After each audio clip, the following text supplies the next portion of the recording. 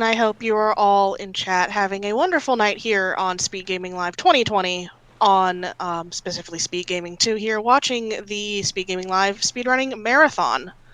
Have a lot of good runs so far, a lot of good incentives and donation sort of things open right now, so if you would like to give your money towards anything that we have open right now, feel free. All donation and sub-revenue during Speed Gaming Live goes towards next year. We'll be back again, planning to be live and in person. If you want to know more about the Speed Gaming Live 2021 event, you can use !2021 command in chat for more information, including a vote for games you'd like to see featured next year.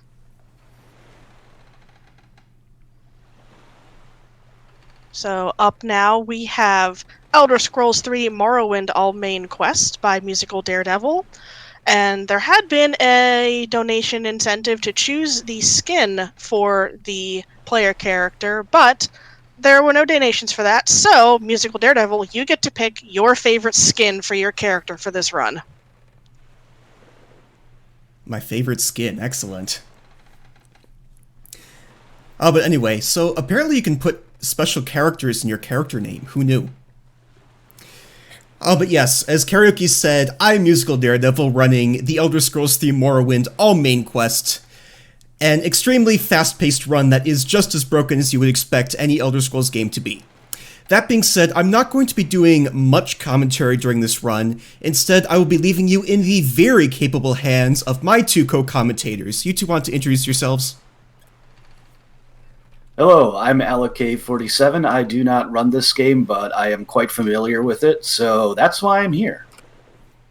Hey, I'm Volvulus, and I run Morrowind.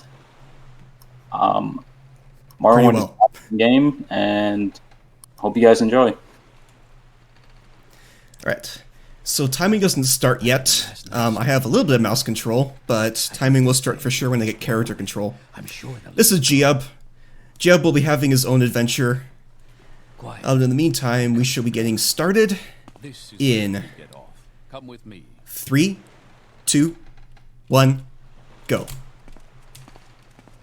Alright, and amusingly enough, one of the harder things in the run is this guard right here. You see he missed it. That is not common. He's walking diagonally because, like a lot of old games, walking diagonally gives you an increase in speed, running asymptotally if you think of the long side of a right triangle. And here he is picking Redguard as his race. That is because of the Adrenaline Rush ability as well as their stat loadout. Adrenaline Rush in particular is going to be quite useful early on. Here he's going through a little bit of a character creation. He's going to make a custom character because he wants particular stats. Not too much to say here other than speed. You want a high stat in because obviously it makes you go faster. That's also why he picked the steed sign. He's going to be doing a little exploit here that is, I'm sure, possibly intended. He's going to be picking up a limeware platter that is worth a lot of money, and then immediately dropping it before a guard talks to him and yells at him. And then he's able to just pick it up again. That's important because you need a reasonable amount of money at the very beginning of the run. It's also, for that reason, picking up that ring. Now, it's possible to completely skip this guy, but with all main quests, that's not really something you should do because it involves quests. Giving the ring to that wood elf there means that he has a higher disposition with Ariel here, meaning he gets better deals. Buying a couple scrolls of intervention, and now he's heading off into the kind of northwest of Seyda to get some goods from a guy who falls from the sky. Little bit of an Easter egg. Yeah, so at this point, he's going to be picking up the Scrolls of Icarian Flight and also the shoes. The shoes have a high enchant value, which is going to be useful later on, and the Scrolls of Icarian Flight are going to let him fly across the map, quite literally. Buying a couple Mark and Recall potions here, as well as a couple others, then using one of the scrolls to get into a specific position there.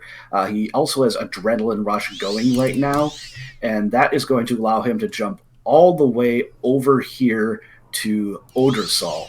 Odersal is visited this early in the route because on 1.0, which he's currently playing on, there is a glitch which allows you to stack stat ups, picking up a non-magical weapon, which is very important there, and you can see he has picked up Keening and is rapidly switching with the mouse wheel between that and his non-magical Dwarven Halberd. Now he's going to pick up Sunder out of bounds very quickly because his speed has been stacked so much from Keening. Switching into a lockpick there to get a glitch kill. There's no damage value. So using a lockpick just bugs the game into giving an instant kill. He dropped Keening there for a little bit because he doesn't want to stack too much speed on himself, and then saving and quitting the game. Wait, why is he doing that? That's because he is doing the hybrid route of the game and is immediately going into Game of the Year edition. There are routes for all 1.0, all Game of the Year, and hybrid. Hybrid is basically the fastest. So he has 2 Morrowind installs, and he just loaded that save on the Game of the Year edition. Right now he's going to hit that recall potion. No, I'm not, because I forgot to mark. Silly me. Okay. So a little bit of backup. He's going to manually get out of here and make his way to a small city called Caldera, where he's going to pick up some more gold that he's going to need for later on, as well as some good items. Mainly some arrows and a source of recall, a reusable source of recall. Yeah, people might be familiar with the Mud Crab Merchant and Creeper, so he's going to pick up some Orcish armor here and sell some of it to Creeper, and now he has a bunch more money, and he's going to use that in here. Verica Main has some items that are very useful, including mark and recall stuff, so he's going to pick those up, and now it's on to a little bit of the early game stuff. So going into the Balmora Temple here, he's going to use the spell, or he's going to grab a couple spells. The spell making feature is going to be used for an exploit as well. Well, really, it's a glitch. So he's doing an area of effect fortify attribute of speed. And what that's going to do is it's going to allow him to speed up NPCs. For several quests in the game, you are required to escort characters from one place to another. He's also making an all-purpose spell by adding some other effects into it, like Fortify Personality. You can see also that his stats are rather absurd up on the left from the swap glitching in version 1.0. He has 1500 strength, which is going to allow him to one-shot pretty much everything he wants to in melee if he wanted to. But that's not really going to happen much. Also, he has luck, so much luck that he auto-succeeds on a lot of things. Not quite everything at this point, but most things. And the agility and speed are also quite absurd. He just went into a little cave there, picked up the skull of Leviu Andrano, and that is required for a quest that he's going to be turning in here in a little bit. Talking to Caius Cosides there for the first kind of main quest, and now he's going to go ahead into this Dwemer ruin and get the Dwarven puzzle box, which you technically don't know in game you need, but since we all know this game, we do. Again, just super easy to go out of bounds when you have this much speed. So easy. Come on, game. Okay. I'd be happy to talk. My pleasure, really. There's also quite a trick that you can do. Sometimes it's not easy to get out of bounds, and what you can do is actually do a quick save, and that kind of like shoves you out of bounds when you're next to a wall. That's another reason why we talked to Celis Gravius at the very beginning. Here he's training speech, not because he really needs it. His luck is so high, but needs a little more money. Yeah, needs a little more money. I got that. Yeah. he can handle this pretty quickly. But what he needs to do is he actually needs to hit a certain level for quests in the game. Otherwise, the game just won't let him progress. So training in speechcraft is the fastest way to do that. I load up one of my safety saves. Sometimes things just go wrong. It happens. You get to see Arcing Found again. It's fine. Yeah, Morrowind is really weird for speedruns. Like, in a lot of games, like, normally you just kind of die and your run is over. But in Morrowind, like, if you sneeze at someone the wrong way, they'll hate you forever and then your run is over. I've lost many runs that way. Outlander.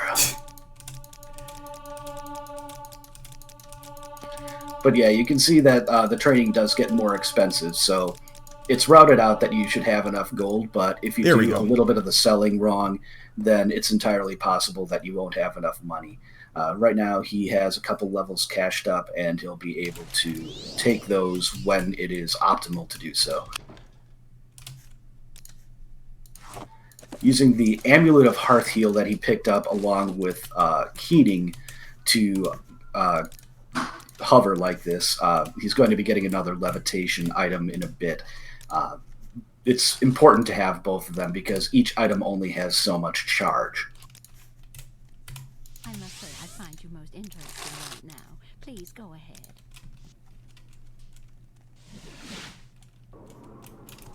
And so here we're taking a trip to Alderaan. We're going to grab the Command Humanoid spell, which is going to allow us to completely skip some escorts, saving a lot of time and headaches.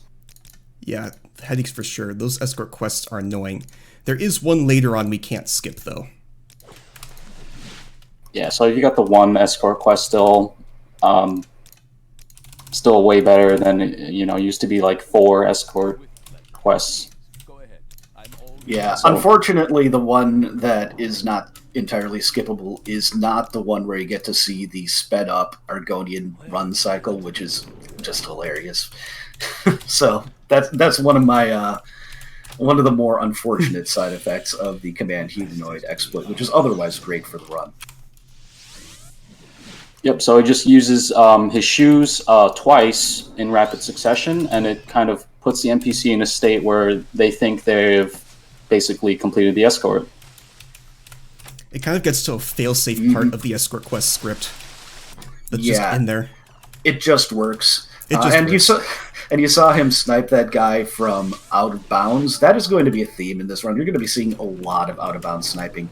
When you're out of bounds, obviously, it's kind of hard to detect you through a wall or a ceiling, and that gives you sneak attack, and then you can just shoot someone, and most of the time they're just going to die. So now he's advancing the main quest. He needs to learn a bit about the culture of the Neverending.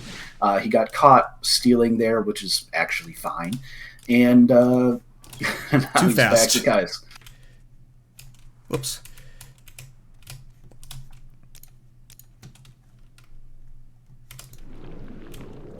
Yeah, Morrowind has a lot of really cool ways to use teleportation, so Mark and Recall is just going to be extremely convenient throughout the whole run. Hasor Zain Sabani here. A lot of old Fertile Crescent, Babylonian, Sumerian type names, saying, hey, you should go to this particular Ashlander tribe and learn about it. And instead, he's going to go over here. And in this little thing is an item that he needs for the quest line in the place where he was told to go. So he's completing this ahead of time to do multiple steps when he ends up going to the Urshulaku camp finally. Over here, you have Sul Senepul's ghost, and he has a bone biter bow, which is required and also useful. Accidentally went out of bounds there. Happens. Nope, this is you're supposed to go. You're supposed to go in the yurt, not in the yurt. I know, right? Happens to me with doors all the time. I'm supposed to go through them, not through them.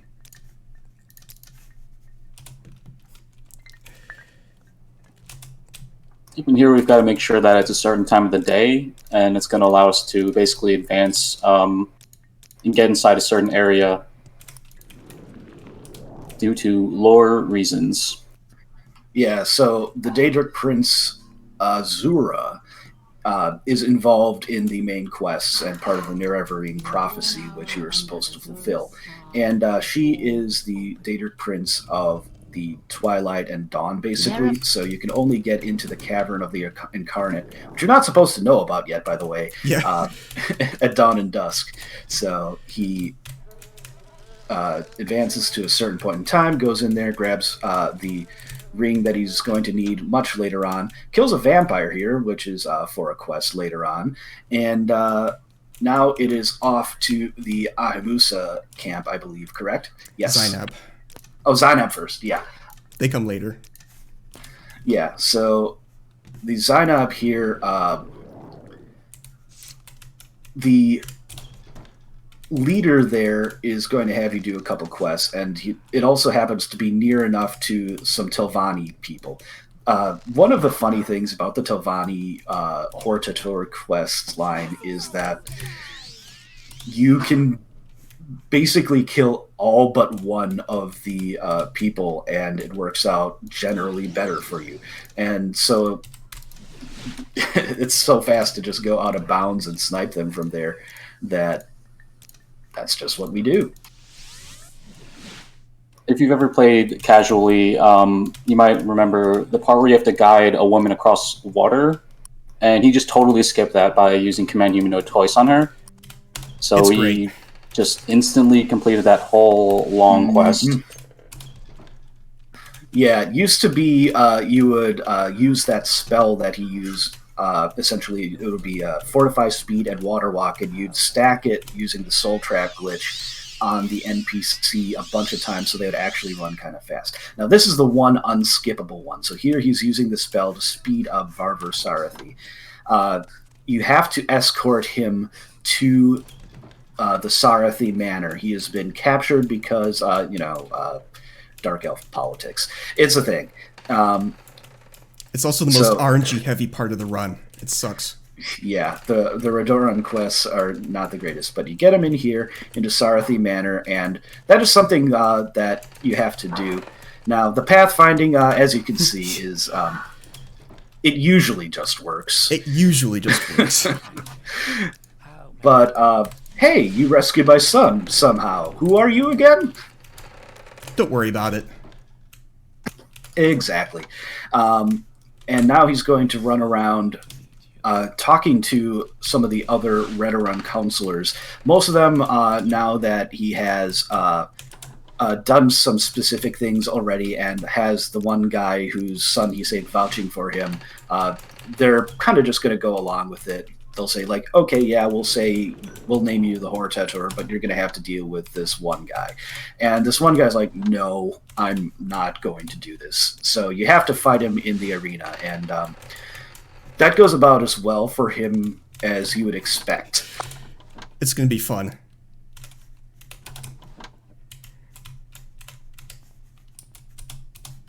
But while he's running around here and doing some out-of-bounds stuff, this is about as good of time as we're ever going to get in this run, if you want to say something karaoke. Sure thing. It's been quite enjoyable so far watching you go through walls and through doors. But I'd like to plug an incoming incentive for tomorrow morning that we have.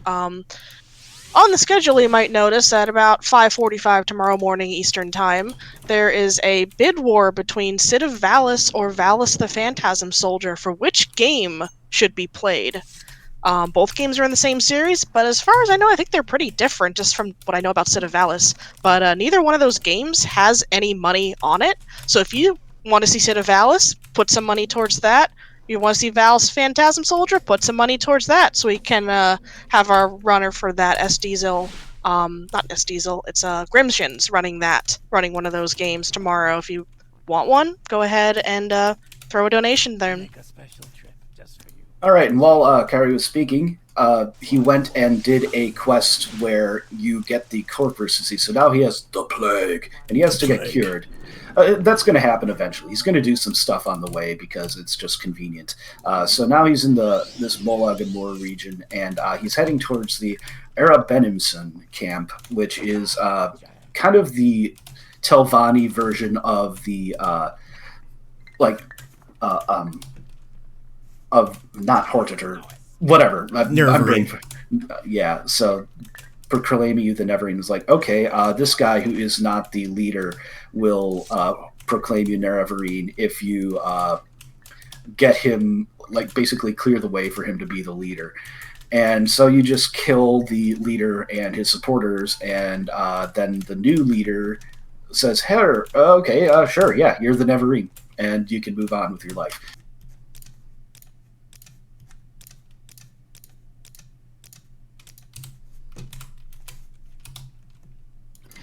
And yeah, like, he's supposed to basically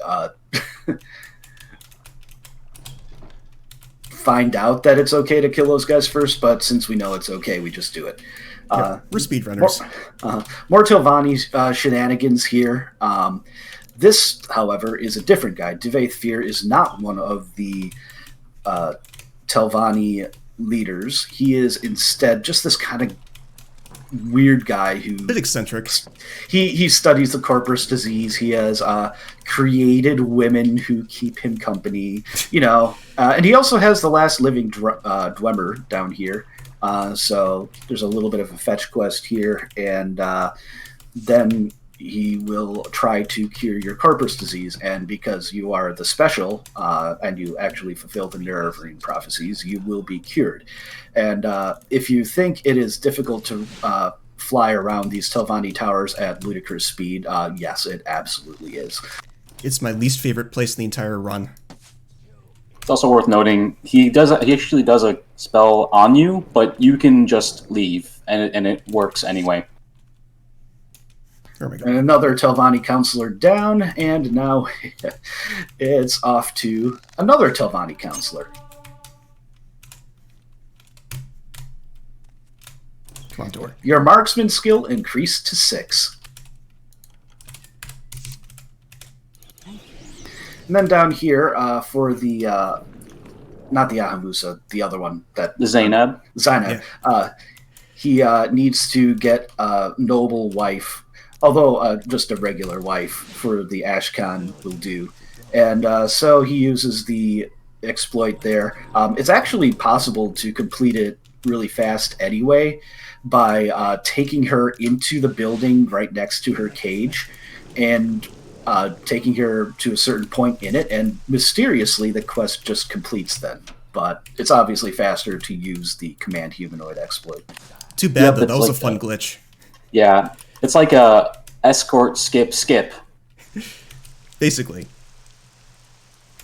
That Dren guy there is part of the Hortator quest for a different of the for the final of the houses, the Halalu, and basically he is standing in the way of you becoming the Hortator, so you kill him, just like you kill that guy who is the last Redguard guy who was standing in your way. So, like I said, it went poorly for him. And now he's going to go around, he's going to kill a couple people, talk to a couple people, and that is going to set him up to rather quickly become the Lalu Hortator once he talks to the guy who writes a certain book and kind of guides you through the quest line. A certain book. Of course. We don't talk about that book. He is an author. We'll leave it at that. Yeah, that's enough. And now it's back to the main quest line, and he is going to rescue Mara Milo, who has been arrested. You may remember her from the library earlier, so he's going to help her get out of there. And then he's going to travel over to where she is now, and that's part of the this is part of the main quest that you can't skip, unfortunately. It's wow, I'm forgetting the lore. Oh yeah, the Lost Prophecy, other part of it.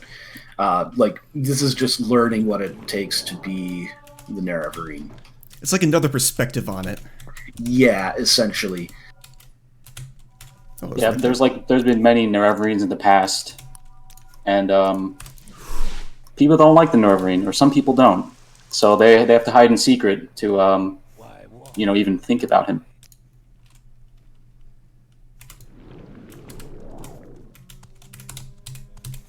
Rare Tilvani counselor being talked to there. It's pretty quick, so it works. Now back to Alderaan. He can become the Redguard Hortator by talking to him here. And there isn't much left to do now. Once he fulfills all the prophecies, he's going to go to the Temple of Vivek. Once he talks to a certain guy here, Crashes Curio, and does a couple other things of talking here. And that is going to get him the item that lets him equip the 2 artifacts that he's already used rather extensively in this game. So then it's off to kill Dagoth Ur. It's basically all done. So now he's like, okay, you want me to kill Dagoth Ur? Sure, I'll do that.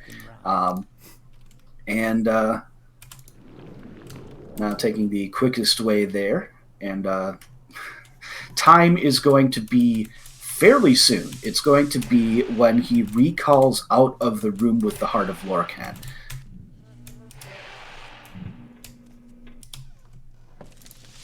Let's do a little marking here.